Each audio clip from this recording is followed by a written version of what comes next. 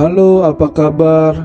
Jumpa lagi dengan saya di channel Renungan dan Motivasi. Di kesempatan kali ini saya akan membagikan renungan rohani Kristen yang bertemakan menunggu pertolongan Tuhan. Seringkali menjadi pertanyaan besar untuk banyak orang, kapan pertolongan Tuhan terjadi? Semua pasti menginginkan pertolongan Tuhan cepat terjadi. Saya, Anda, dan semua orang. Tapi seringkali malah menjadi pertanyaan buat diri sendiri. Ketika kita berdoa, kita memohon pertolongan Tuhan. Dan setelah sekian bulan kita berdoa, bahkan tahunan, pertolongan itu belum terjadi. Bahkan ada banyak orang percaya yang bertanya-tanya dalam hati, mengapa pertolongan Tuhan itu begitu lama?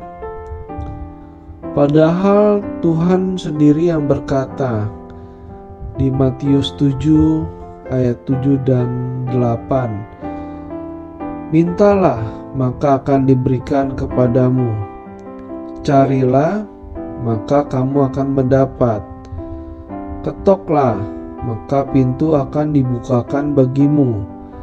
Karena setiap orang yang meminta, menerima, dan setiap orang yang mencari, mendapat, dan setiap orang yang mengetok, baginya pintu dibukakan. Mungkin ada yang berkata, barangkali Tuhan ingkar janji. Saya katakan tidak, itu tidak mungkin. Tuhan tidak pernah ingkar dengan janjinya. Janjinya yang tertulis di dalam Alkitab pasti akan digenapi, asalkan kita mau bersabar untuk menantikan Dia bertindak. Mazmur 40 ayat 2 berkata, aku sangat menanti-nantikan Tuhan, lalu Ia menjenguk kepadaku dan mendengar teriakku, minta tolong. Daud tetap berseru, minta tolong kepada Tuhan. Daud tetap percaya kepada Tuhan, bahwa Tuhan akan menolongnya. Begitu pula dengan Abraham, yang tetap percaya pada Tuhan, bahwa dia akan mempunyai anak, walaupun harus menunggu sampai 25 tahun lamanya. Hal ini sering terjadi dalam hidup kita. Contoh kecilnya adalah saya pernah terjebak dalam perjalanan pulang. Saya tidak bawa jas hujan ataupun payung untuk melindungi diri. Beruntung saya melihat sebuah kios dan bisa menjadi tempat saya berteduh. Di sana sudah ada seseorang yang berteduh juga. Saya sangat kesal waktu itu. Saya ingin pulang dengan cepat ke rumah. Namun hujan turun sangat deras dan membuat saya harus berteduh. Dan akhirnya saya diam berteduh, kemudian saya berdoa memohon kepada Tuhan agar hujan segera berhenti. Namun ternyata hujan malah bertambah deras dan akhirnya saya harus bersabar menunggu hujan berhenti. Di sini yang saya mau katakan adalah kita harus bersabar menunggu proses itu selesai. Ketika hujan turun dan kemudian bertambah deras, ada proses untuk menghabiskan air hujan yang ada di atas. Dan setelah itu terjadi, maka hujan akan mengecil dan perlahan-lahan akan berhenti. Begitu pula dengan hidup ini. Tidak semua permohonan kita bisa terjadi langsung ataupun langsung dikabulkan, tapi perlahan-lahan semua pasti akan terjadi. Di situasi ini saya sudah berdoa dan ternyata doa saya tidak terjawab. Ada juga doa yang tidak harus dijawab dan ada juga doa yang tidak dijawab Tuhan. Ini mendidik kita agar kita menjadi dewasa dalam Tuhan, menerima apa adanya, karena Tuhan pasti berikan yang terbaik. Ketika saya terkena hujan dan deras, saya sudah disediakan tempat untuk berteduh. Saya bisa mengobrol dengan orang yang sudah berteduh di sana. Saya percaya Tuhan selalu menjaga saya. Contoh lainnya, misalnya kita ingin buat kopi. Kita harus siapkan gelasnya, air panasnya, kopinya. Mungkin kita ingin pakai gula, creamer, ataupun susu. Kita harus siapkan. Kemudian kita taruh kopinya, gula, ataupun susu di gelas. Dan kemudian kita seduh. Dan setelah itu baru kita bisa menikmati. Kita harus hargai prosesnya. Dalam menunggu pertolongan Tuhan, lakukan bagian kita yang itu. Percaya, berserah kepada Tuhan. Dan saya percaya Tuhan itu baik. Tuhan itu mengasihi kita. Tuhan itu setia walaupun kita tidak setia. Ada sebuah kesaksian dari teman saya. Dalam hidupnya pernah mengalami kesulitan yang mungkin buat dia mustahil bisa ditolong. Tahun 2018 dia mengalami shock. Istrinya divonis mengidap penyakit jantung koroner, dan juga ayahnya jatuh sampai patah tulang dan tidak bisa dioperasi ataupun dibawa berobat ke patah tulang. Waktu itu hatinya menjerit. Ketika kedua hal ini terjadi, dia masih punya masalah yang lainnya. Semua seperti bertubi-tubi menghantamnya. Dia merasa bingung dan dia hanya bisa berdoa, memohon agar semua cepat selesai dan kondisinya tertolong. Terus terang, hal ini sangat berat buat dia. Dia tidak punya kemampuan mengobati. Dia tidak punya uang untuk mengobati, dan bahkan ayahnya tidak bisa ditolong lagi karena sudah rapuh tulangnya. Dan satu hal lagi yang membuat dia menangis, walau mereka bisa berobat ke rumah sakit, dia pun sulit untuk mengambil cuti untuk menemani dan menjaga mereka. Buat teman saya, dunia ini seperti hancur. Dia hanya bisa diam dan berdoa. Yang membuat dia menjadi tenang saat itu, Roh Kudus berkata di hatinya, "Lihat, langit masih terang, langit tidaklah runtuh." Serahkan semua ketakutan dan kekhawatiran pada Tuhan. Tuhan tidak pernah mengecewakan orang yang berserah padanya.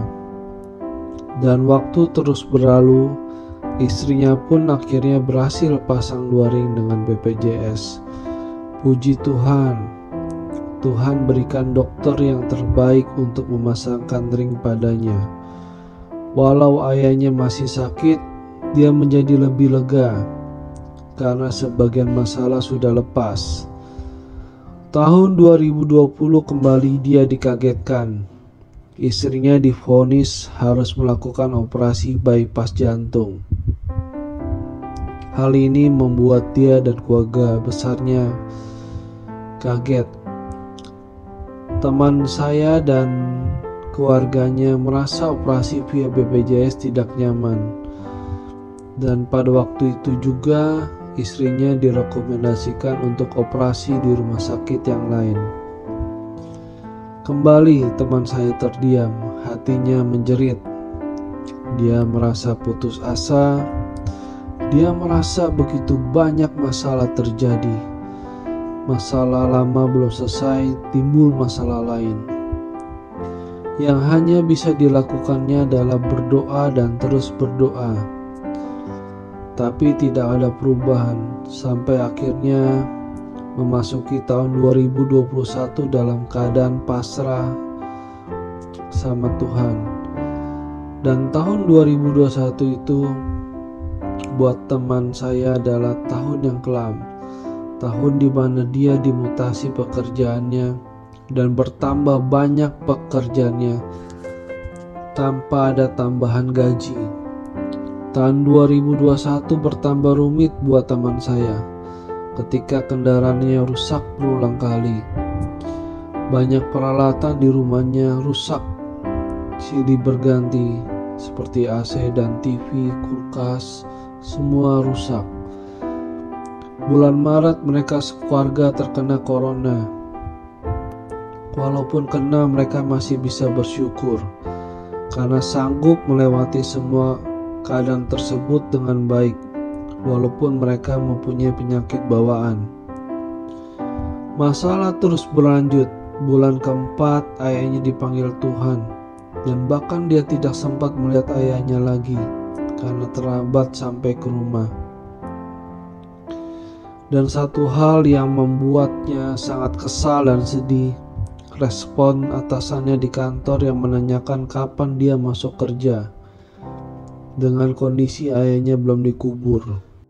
Dia diam dan menahan amarah dan coba berdoa. Tuhan berikan ketenangan buatnya. Ada sisi positif yang dia bisa ambil. Dia bisa bersyukur ayahnya sudah dimenangkan dalam Tuhan. Doa mereka sekeluarga menyertai ayahnya sampai ayahnya dipanggil Tuhan. Bulan berikutnya giliran masalah lainnya. Istrinya dioperasi bypass jantung di sebuah rumah sakit swasta. Di sini Tuhan menjawab, Tuhan menyediakan dananya. Luar biasa, walaupun dari mana-mana akhirnya terkumpul uang cukup untuk membiayai operasi bypass. Luar biasa, Tuhan memberikan ketenangan untuk istri teman saya menjalani operasi. Begitu pula dengan teman saya, dia sanggup dan kuat menjalani semua. Walaupun ketika istrinya dioperasi ada 3 orang yang meninggal, dia tetap tenang. Tuhan memberikan ketenangan dan kekuatan. Luar biasa, Tuhan mulai pulihkan keadaan mereka sekeluarga. Mulai dari kesehatan istrinya, keuangannya pun memulai membaik. Di sini teman saya melakukan bagiannya, yaitu percaya, berserah dan menunggu pertolongan Tuhan. Dia tidak menunggu pertolongan orang lain, dia tidak mengharapkan pertolongan orang lain, apalagi kantornya.